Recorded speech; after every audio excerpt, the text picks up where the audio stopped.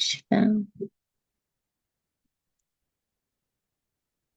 위 애처럼 재치 있고 주의 깊게 논증된 사례들을 읽다 보면 자기도 모르게 흥분해서 인간에게 발견되는 모든 기이한 버릇들이나 이상한 작용들 뒤에 진정으로 적응에 유익한 전략이 숨어 있을 것이라고 착각하기 쉽다. 그러나 이런 사례들의 밑바탕에는 최적화와 진화의 필연적 결과라는 대담한 감정이 깔려 있다. 그러나 최적화는 진화의 필연적 결과가 아니다. 그것은 진화 속에서 생길 수 있는 결과일 뿐이다. 결함처럼 보이는 몇몇 것들은 실제로 유익한 것으로 판명될 수 있을 것이다. 그러나 척추와 거꾸로 된 망막이 증명하듯이 몇몇 결함들은 절대로, 정말로 최적 수준 이하의 것이며 그저 진화가 더 나은 방법을 찾지 못했기 때문에 그대로 유지되는 것일 수도 있다.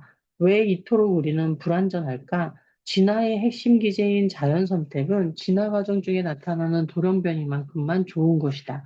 어떤 식으로든 나타난 돌연변이가 유익하다면 그것은 확산될 것이다. 그러나 우리가 상상할 수 있는 가장 유익한 변이는 아쉽게도 아예 나타나지 않을 수도 있다. 옛말에도 있듯이 제한하는 것은 우연이고 처분하는 것은 자연이다. 나타나지 않은 변이는 당연히 선택될 수 없는 것이다.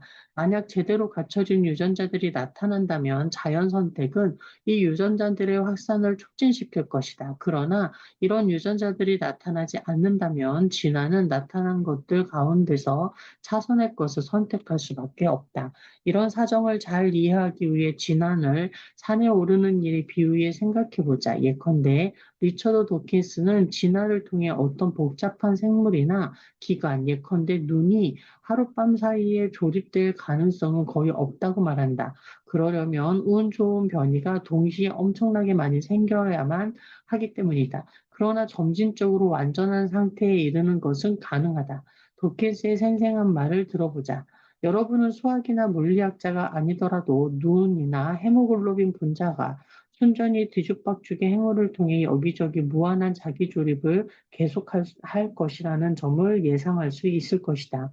눈과 무릎, 소와 팔꿈치, 관절, 기타 생명의 기적들이 보여주는 천문학적 비개연성은 다원주의에만 해당되는 고의한 우연이 아니라 생명을 다루는 이론이라면 어떤 이론이든 풀어야만 하는 문제다. 그리고 다인주의는 이 문제를 독특한 방식으로 푼다. 다인주의는 이것을 해결하기 위해 비개연성을 다루기 쉬운 작은 부분들로 쪼개어 필요한 행운을 흐릿하게 만들고 비개연성의 산을 뒤로 돌아 완만한 비탈로 수백만 년에 걸쳐 조금씩 기어오른다.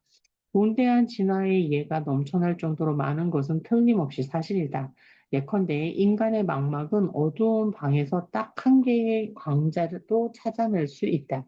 그리고 인간의 달팽이가 음파에 반응해 진동하는 뇌의 부분을 포함하고 있는 털세포는 조용한 방에서 수소 원자의 지름보다 작은 진동을 탐지할 수 있다.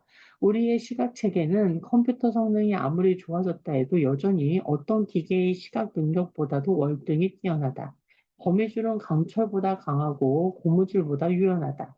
다른 조건들이 동일하다고 가정할 때 생물의 종들, 그리고 종들이 의존하는 기관들은 시간이 지남에 따라 환경에 점점 더 적절하게 변하는 경향이 있다.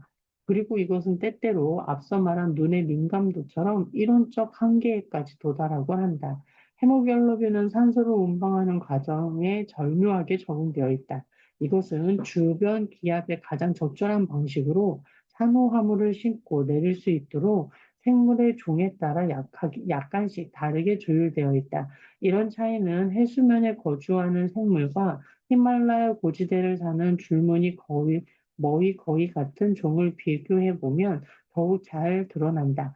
헤모글로빈의 생화학적 작용에서 눈의 정교한 초점 체계에 이르기까지 깜짝 놀랄 만큼 완벽에 가까운 생명 현상들이 수천 가지나 존재한다.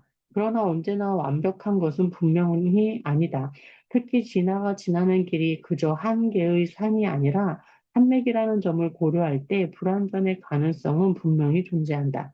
산의 비유가 흔히 놓치는 점을 생각할 수 있는 최고 경상에 못 미치는 꼭대기에서 이른바 국부적 최대치에서 진화가 고착되는 일이 충분히 가능하다는 사실이다. 도킨스나 그 밖에 많은 학자들이 지적했듯이 진화는 잔걸음으로 날아가는 경향이 있다. 어떤 변화가 곧바로 개선을 불러오지 않으면 유기체는 더 높은 꼭대기가 저 멀리 있더라도 자신이 도달한 산맥의 한 지점에 머무는 경향이 있다. 앞서 언급한 콜리지들, 척추, 거꾸로 된 망막은 바로 이렇게 제법 높기는 하지만 절대 정점에는 못 미치는 산들의 고착된 진화의 예들이다. 진화는 궁극적으로 완벽의 문제가 아니다. 진화는 최근에 노벨상 수상자 허브 사이먼이 적당히 만족하기라 부른 것, 곧 적당히 좋은 건강을 얻는 일의 문제다. 이제 결과는 경우에 따라 아름답고 세련된 것일 수도 있고 코리질 수도 있다. 시간의 흐름 속에 진화는 이 두 가지를 모두 낳을 수 있다. 생물의 세계에서는 절묘한 측면들과 아무리 좋게 보아도 날림으로 된 측면들이 함께 존재한다. 때로는 세련됨과 서투름이 말 그대로 나란히 공존하기도 한다. 예컨대 매우 효율적인 신경세포들은 당혹스러울 정도로 비효율적인 시냅스 간격으로 서로 연결되어 있다. 효율적이던 전기 활동이 시냅스 간격에서 덜 효율적으로 흩뿌려지는 화학 물질로 변화되어 이 화학 물질을 통해 다시 열이 낭비되고 정보가 손실된다. 이와 비슷하게 척추동물의 눈은 미묘한 기제를 통해 빛의 초점을 맞추고 조명의 다양한 강도에 순응하는 등 여러 면에서 굉장히 세련된 것이다. 이것은 대부분의 디지털 카메라보다 정교하게 작동하지만 여전히 뒤를 향해 있는 망막과 그것의 부산물인 맹점의 장애를 받고 있다.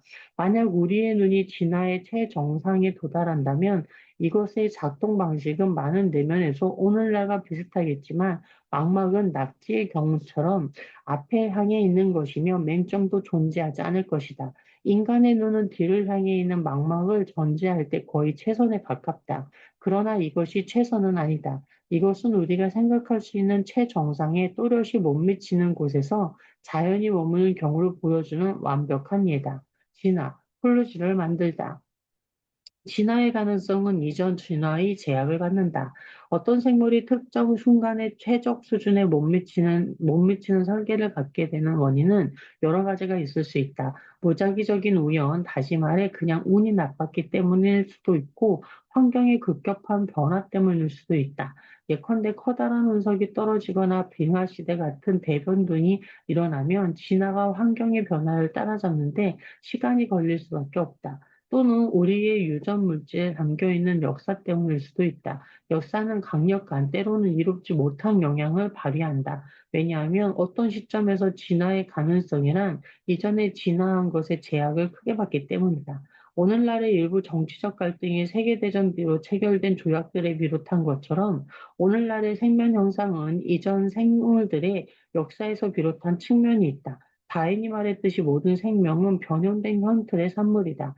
지금 존재하는 형태들은 이전 형태들의 수정판일 뿐이다. 예컨대 인간의 척추가 이렇게 생긴 까닭은 그것이 상상할 수 있는 최선의 해결책이었기 때문이 아니라 이미 있던 것, 네발 진흙의 척추를 토대로 만들어졌기 때문이다. 토스. 나는 이것을 진화의 관성이라 부르고자 한다. 뉴턴의 관성의 법칙에 따르면 정지된 물체는 계속 정지해 있으려는 경향이 있고 움직이는 물체는 계속 움직이려는 경향이 있다. 이와 비슷하게 진화는 맨 처음부터 다시 시작하기보다는 이미 있는 것에 수정을 가하면서 작업하는 경향이 있다. 오늘의 문제를 해결할 수 있다면 편법이라도 좋다. 진화의 관성이 생기는 까닭은 새로운 유전자가 이전 유전자들과 조화롭게 작동해야 하기 때문이며 즉각적인 방식으로 진화가 전개되기 때문이다. 특정 유전자를 지닌 생물은 살아서 번식하거나 아니면 사라져 버릴 것이다. 자연 선택은 당장 이로운 유전자들을 선호하고 장기적으로 더 나을지도 모를 대안들을 폐기하는 경향이 있다. 이것은 마치 오늘 사용한 편법이 내일 문제가 되더라도 지금 당장 제품을 팔아야만 하는 경영자의 처지와도 비슷하다. 그래서 결국 진화는 노벨상 수상자 프랑스와 제이콥의 유명한 말처럼 땜쟁이의 처지와 비슷하다. 땜장이는 종종 자기가 무엇을 만들지도 모르면서 낡은 마분지, 노끈, 나무나 금속 조각 등 주변에 아무 것이나 사용해서 쓸만한 물건을 만들어낸다.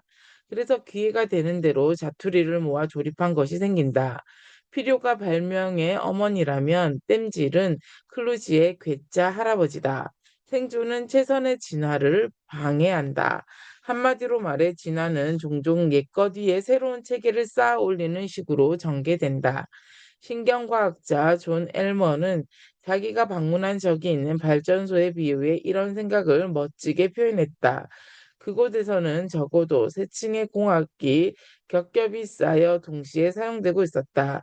최신 컴퓨터 공학이 곧 바로 사용되는 것이 아니라 아마도 1940년대에 만들어진 진공관을 통제하고 있었고, 이것은 다시 가스를 밀어넣는 더 오래된 기체 역학을 통제하고 있었다. 만약 발전소 기술자들에게 전체 체계의 작동을 멈추는 것이 허락된다면 그들은 틀림없이 낡은 체계들을 다 뜯어버리고 새롭게 시작했을 것이다. 그러나 전력을 끊임없이 공급해야만 했기 때문에 야심찬 재설계는 이루어질 수 없었다. 마찬가지로 살아있는 생명체는 끊임없이 생존하고 번식해야만 하기 때문에 진화를 통해 최적의 체계를 만들어내는 것이 불가능할 때가 있다. 발전소 기술자들처럼 진화도 생물의 작동을 멈출 수는 없으며 때문에 그 결과는 옛 기술에 새로운 기술을 쌓아 올리는 것처럼 꼴사나운 것이 되고 난다.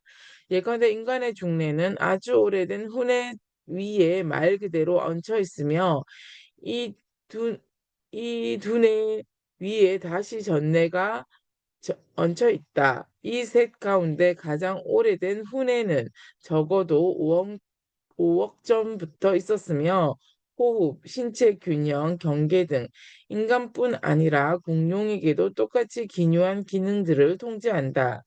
그 뒤에 생긴 층인 중뇌는 시각과 청각 반사를 조절하고 눈의 운동 같은 기능들을 통제한다. 가장 마지막에 생긴 부위인 전뇌는 언어나 의사결정 같은 일들을 통제하는데 이것은 종종 더 오래된 체계들에 의존한다.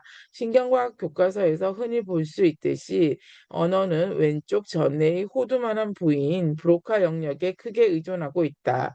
심지어 언어는 더 오래된 체계인 손해나 언어 처리에 특별히 적합하다고 볼 수 없는 아주 오래된 기억 체계 등에도 의존하고 있다.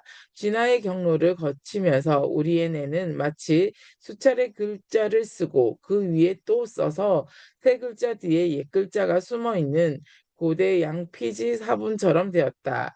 이렇게 처음부터 새로 시작하는 것이 아니라 옛 체계 위에 새 체계가 얹히는 썩 아름답지 못한 과정을 엘머는 기술들의 누진적인 중첩이라고 표현했다.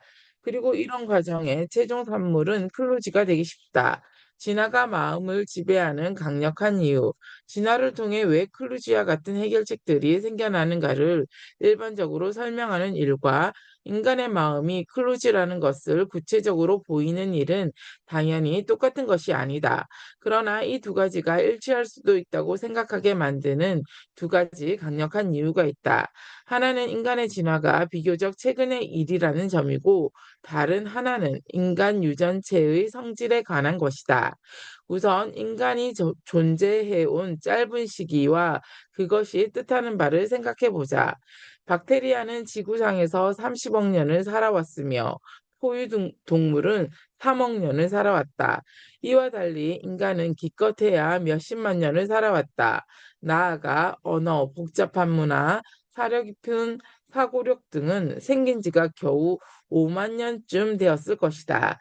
진화의 표준에 견주어 볼 때 이것은 결함을 제거하기에 충분한 시간이 아니었지만 이전 진화의 관성이 축적되기에는 충분한 시간이었다. 다른 한편으로 비록 오늘날 보통 인간의 삶은 보통 원숭이의 삶과 상당히 다르지만 인간의 유전체와 영장류의 유전체는 거의 차이가 나지 않는다. 핵산의 기본 단위인 뉴클레오티드로 따져볼 때 인간의 유전체와 침팬지의 유전체는 98.5%가 동일하다. 이것은 인간 유전 물질의 거의 대부분이 언어도 없고 문화도 없고 사려 깊은 생각도 하지 못했던 생물의 단계에서 진화했음을 시사한다. 이것은 우리가 가장 소중하게 여기는 특성들이, 즉 언어, 문화, 사려 깊은 생각 등 우리를 인간으로서 가장 뚜렷이 정의해주는 특성들이 원래 매우 다른 목적에 적합한 유전적 토대 위에 세워졌음을 뜻한다. 클루지가 선사하는 독특한 기회, 마음의 한계와 생각의 함정을 포착하기. 이 책에서 우리는 인간의 삶에 깊이 관여하는 영역들인 기억, 신념, 선택, 언어, 행복 등을 살펴볼 것이다. 그리고 이 모든 경우에 클루지가 넘쳐난다는 것을 여러분은 보게 될 것이다. 인간은 때때로 명석한 두뇌를 자랑하기도 하지만 때때로 멍청하기도 하다. 인간은 우상 숭배에 빠지기도 하고 인생을 망치는 약물에 중독되기도 하며 간밤에 토크쇼에서 짓거리는 헛소리에 홀딱 넘어가기도 한다. 우리 모두는 이런 유혹에 취약하다. 근육질 몸매를 뽐내는 옆집 여성만 그런 것이 아니라 제롬 그룹맨의 박사들은 어떻게 생각하는가 또는 바바라 터치맨의 바보들의 행진 같은 책들이 잘 보여주듯이 박사들, 변호사들, 세계 지도자들도 모두 마찬가지다. 진화 심리학의 대표자들은 자연 선택을 통해 어떻게 훌륭한 해결책들이 나오게 되었는지에 대해서는 많이 이야기하지만 인간의 마음이 왜 그렇게 시종일관 오류에 빠질 수 있는지에 대해서는 별로 이야기하지 않는다. 나는 우리의 기억이 왜 그렇게 자주 기대를 저버리는지, 우리는 왜 그렇게 자주 거짓된 것을 믿고 참된 것을 믿지 않는지에 대해 살펴볼 것이다. 나아가 어떻게 많은 사람들이 귀신을 믿을 수 있는지, 어떻게 약 400만 명의 사람들이 자기가 외계인에게 납치된 적이 있다고 진지하게 믿을 수 있는지에 대해 살펴볼 것이다. 또 우리가 돈을 어떻게 쓰는지 또는 낭비하는지, 손해를 만회하려고 더 큰 손해를 보는 현상이 왜 그렇게 자주 일어나는지, 80%가 살코기인 고기가 20%가 지방인 고기보다 왜 훨씬 더 매력적으로 보일 수밖에 없는지에 대해 살펴볼 것이다. 또한 언어의 기원을 살펴보면서 왜 언어에 불규칙하고 앞뒤가 맞지 않고 애매모호한 것들이 넘쳐나는지를 설명할 것이다. 그리고 언어와 관련해 사람들이 버린 사람들은 떠났다. 같은 문장이 네 단어밖에 안 되는데도 왜 우리를 혼란에 빠뜨리는지에 대해서도 살펴볼 것이다. 그 밖에도 나는 무엇이 우리를 행복하게 하는지, 또 왜 그런지에 대해서도 살펴볼 것이다. 흔히 쾌락은 생물종을 인도하는 역할을 한다고들 말한다. 그렇다면 예를 들어 우리는 왜 그렇게 많은 시간을 텔레비전을 보면서 지내는가? 텔레비전 시청이 인간 유전자에 이로울 것이 거의 없는데도 말이다. 또 전체 인구의 거의 절반이 한 번쯤은 시달릴 정도로 정신질환이 흔한 까닭은 무엇인지, 나아가 돈으로 행복을 살 수 없는 까닭은 도대체 무엇인지 살필 것이다. 한마디로 여기도 클루지, 저기도 클루지다. 이 모든 경우에 나는 인간의 마음이 형성될 때 진화의 간성이 수행한 역할을 고려함으로써 우리의 한계들을 가장 잘 이해할 수 있다는 사실을 보이고자 한다. 위대한 것과 아쉬운 것 구별하기. 그렇다고 해서 모든 인지적 기벽들이 아무 쓸모가 없다고 말하라는 것은 아니다. 낙관주의자들은 우리 정신이 가장 취약한 부분에서조차 위안거리를 찾아내곤 한다. 그들은 우리의 기억력이 나쁜 까닭은 정서적 고통을 덜어주기 위해서라고 말한다. 그들은 우리의 언어가 애매하기 때문에 아니요라고 분명히 말하지 않고도 거절할 수 있다고 말한다. 그런 면도 없지는 않다. 그러나 예컨대 시를 써거나 공손한 태도를 유지하려고 애매함을 능동적으로 활용하는 것과 애매함에 빠져 있는 것은 분명히 다르다. 아무리 분명히 표현하려 해도 문장에 오해의 여지가 있을 때, 예컨대 형사재판에 증언대선 목격자의 경우처럼 목숨이 왔다 갔다 하는 상황에서 기억력이 기대를 저버릴 때, 실제 인간의 인지적 변함은 관심의 대상이 되지 않을 수 없다. 토스. 나는 목욕물을 쏟아버리면서 아기까지 치자고 주장하는 것이 아니다. 또한 콜로지들이 유익한 적응 형태들보다 더 많다고 주장하는 것도 아니다. 생물학자 레슬리 오르젤은 일찍이 자연이라는 어머니는 당신보다 영리하다라고 말했다. 그리고 실제로도 대체로 그러하다. 어느 개인도 자기 할 일을 자연이 할 일에 견줄 수 없다. 그리고 자연이 설계한 것들은 대부분 완전하지는 않더라도 섬세하다. 그러나 이런 이야기에 빠지기 쉬운 함정이 있다. 생물학자들은 언뜻 쓸모없이 보이거나 졸려할 듯한 자연의 설계에 당황했다가도 결국에는 자기가 자연의 섭리에 담긴 오묘함과 찬란함, 통찰의 심오함을 과소평가했음을 몇 번이고 되풀이하여 깨닫게 된다. 나는 철학자 댄 덴넷의 이 말이 일면적이라고 생각한다. 우리는 이미 체스에서 통계 분석에 이르기까지 지적 활동이 다양한 분야에서 기계가 인간을 능가하는 시대에 살고 있다. 이런 시대의 물리적 체계가 인지 과제를 다른 방식으로 풀 수도 있다는 것을 자연이 언제나 최선이 아니라는 것을 상상하는 일은 충분히 의미 있는 일이다. 자연이 언제나 독창적이라고 가정하는 대신 인간 마음의 여러 측면들을 그 자체로 살펴보면서 진정으로 위대한 것과 아쉬움이 남는 경우를 구별하는 것은 충분한 값진 일이다. 이해하고 개선하기. 클로즈가 완전한 것보다 더 많든 아니면 완전한 것이 클로즈보다 더 많든 상관없이 우리는 완전한 것에서 배울 수 없는 두 가지를 클로즈에서 배울 수 있다. 첫 번째 클로즈는 우리가 지나해온 역사에 대해 특별한 통찰을 제공할 수 있다. 우리가 완전한 것을 관찰할 때는 수렴된 여러 요인들 가운데 어떤 것이 이상적인 해결책을 낳았는지 분별하기 어려울 때가 많다. 반면에 어디에 문제가 있는지를 알게 되면 그것이 처음에 어떻게 만들었는지도 쉽게 알아챌 때가 많다. 완전한 것을 볼 때 우리는 그것이 적어도 원칙적으로 전지전능한 설계자의 작품이라고 생각하기 쉽다. 불완전한 것은 이런 생각에 의문을 제기할 뿐 아니라 특별한 법의학적 단서를 다시 말해 과거를 재구성하고 인간의 본성을 더 잘 이해할 수 있는 독특한 기회를 제공한다. 말년의 스티븐 제이 굴드가 말했듯이 불완전한 것은 현재 관점에서 의미가 없는 과거의 유물, 쓸모없는 것, 이상한 것, 별난 것, 앞뒤가 안 맞는 것은 역사를 보여주는 기호들이다.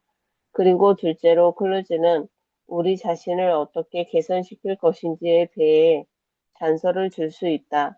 우리가 80% 완전하다 하든 아니면 20% 완전하든 이것은 우리가 어떻게 세느냐에 따라 달라지기 때문에 정말로 무의미한 숫자다. 우리 인간에게는 개선의 여지가 있다. 그리고 클루지는 이 길을 우리에게 제시할 수 있다. 우리가 진화해온 현재의 모습 그대로 솔직히 들여다볼 때 우리의 장점뿐 아니라 단점도 인정할 때 비로소 우리는 불완전하지만 고귀한 우리의 마음을 최대한 활용할 수 있을 것이다. 맥락과 기억, 모든 클루지의 어머니여, 인지적 악몽의 원흉이여, 우리의 기억은 괴물이다. 우리는 잊어도 그것은 잊지 않는다. 그것은 기록을 다른 데에 남겨둘 뿐이다. 그것은 우리를 위해 기록을 유지하기도 하고, 기록을 숨기기도 한다. 그것은 그것 자신의 의지에 따라 기록을 우리 회상 속으로 불러낸다. 우리는 우리가 기억을 가지고 있다고 생각한다. 그러나 실제로는 그것이 우리를 가지고 있다. 존 어빙. 기억은 내가 보기에 모든 클루즈의 어머니, 단일 요인으로는 인간의 인지적 기벽에 가장 큰 책임이 있는 것이다. 우리의 기억은 한편으로 대단하지만 다른 한편으로 끊임없이 우리를 실망시킨다. 우리는 몇십 년 전에 고등학교 졸업 앨범에 실린 사진들을 알아보기도 하지만 어제 아침에 무엇을 먹었는지 도무지 기억하지 못할 때도 있다. 그런가 하면 기억은 왜곡되기도 하고 융합되기도 하며 그냥 맞지 않을 때도 있다. 어떤 단어를 알고는 있지만 막상 그것을 생각해내려고 하면 잘 떠오르지 않을 때도 있다. 예컨대 철자 A로 시작하는 구슬을 사용해 새많은 도구를 뜻하는 단어를 생각해보라. 또는 유용한 어떤 것을 배웠는데, 예컨대 토마토 소스의 얼룩을 제거하는 방법을 배웠는데, 갑자기 생각나지 않을 수도 있다. 중고등학생들은 보통 수년에 걸쳐 날짜, 이름, 장소 등을 외우고 또 외우지만 상당수의 10대들은 1차 세계대전이 몇 세기에 일어났는지조차 모른다. 나는 예외가 아니다. 나도 예외가 아니다. 나는 지금까지 살아오면서 집 열쇠, 안경, 휴대폰, 심지어 여권까지 잃어버린 적이 있다. 나는 차를 어디에 세워두었는지 잊은 적도 있고, 열쇠를 집에 둔 채 집을 나서기도 했으며, 휴대폰을 넣어두었던 가죽 점퍼를 공원 벤치에 놓고 온 적도 있다. 내 어머니는 공항 주차장에서 세워둔 차를 찾느라 1시간을 허비한 적도 있다. 뉴스위크 최근 호에 따르면 사람들은 자기가 놓아두었다는 것을 알면서도 어디에 있는지 몰라서 물건을 찾는데 매일 평균 55분을 허비한다고 한다. 기억은 사람의 목숨이 왔다 갔다 하는 상황에서도 우리를 실망시키곤 한다. 스카이다이버들은 종종 낙하산을 펼치는 줄을 당기는 것을 잊는다는 보고가 있다. 한 추정치에 따르면 스카이다이빙 사망 사고의 약 6%가 이런 경우라고 한다. 그런가 하면 호흡기의 산소량을 점검하는 것을 잊는 잠수부도 있으며 문이 잠긴 차 안에 무심코 아기를 두고 내리는 부모도 적지 않다. 비행사들은 비행기를 제대로 조정하려면 오직 한 가지 방법밖에 없다는 것을 이미 오래전부터 알고 있다. 그것은 바로 점검표를 사용하는 것이다.